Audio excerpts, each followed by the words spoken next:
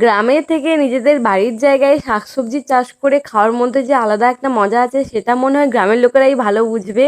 তো hi everyone, আমি মন। আজকে বাবার বাড়ি থেকে ফেরার পথে কুমড়াহাটিতে কাঁচা মিঠে আম উঠেছে দেখে লোভ আর সামলাতে পারলাম না, তাই দুজনে মিলে আম মাখা খেয়ে নিলাম। আর এই গরমের সিজনে কাঁচা মিঠে আম মাখা খেতে তো খুবই ভালো লাগে। বাড়ি পৌঁছেই মা যে জিনিসগুলো ব্যাগে দিয়েছিল সেগুলো খুলে রাখছি। এদিকে দেখো লাল আর সাদা জামরুল, এগুলো কিন্তু আমার বাবার বাড়ির গাছেরই নিয়ে এসেছি। আর লাল আলু আমার ঠাকুমা যে দিয়েছিল, ওই লাল আলুগুলো আমি আমার নিজের বাড়িতে নিয়ে এসেছি। কিছু জামরুল কেটে নিয়ে আমি আমার শ্বশুরমশাইকে দিতে এসেছি, কিন্তু বাবা বলছে নাকি এখনকার জামরুল মিষ্টিই নেই। বা অনেস্টলি আমার বাবার বাড়ির জামরুল কিন্তু খুবই মিষ্টি। যারা খায় তারা বলে যে দ্বিতীয়বার যে হ্যাঁ সত্যি খুব ভালো। আর এইদিকে বিকেল না হতে হতেই আমাদের বাড়িতে পূর্ণিমা পুজোর জন্য ঠাকুরমশাইও চলে এসেছেন। এদিকে মা তাই পুজোর প্রস্তুতি করছে। আর একটা মজার জিনিস, আমি কিন্তু কাকদ্বীপ থেকে এই আমার শ্বশুর বাড়িতে পুঁই শাক এনেছি, মানে ছোটো ছোটো পুঁই শাকের গাছ এনেছি, ওগুলোকে মাটিতে লাগাবো বলে।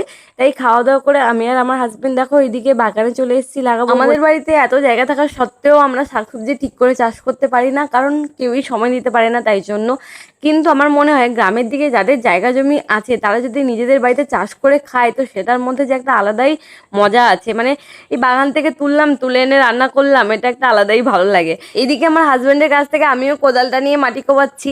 তারপরে ধীরে ধীরে আমার হাজবেন্ড দেখো পুচকা পুচকা গাছগুলোকে মাটিতে লাগাচ্ছে। এইগুলোকে দেখবো যখন বড় হবে, তোমাদের সাথে আমি শেয়ার করবো যে গাছগুলো কত বড় হয়েছে আর কত সুন্দর হয়েছে।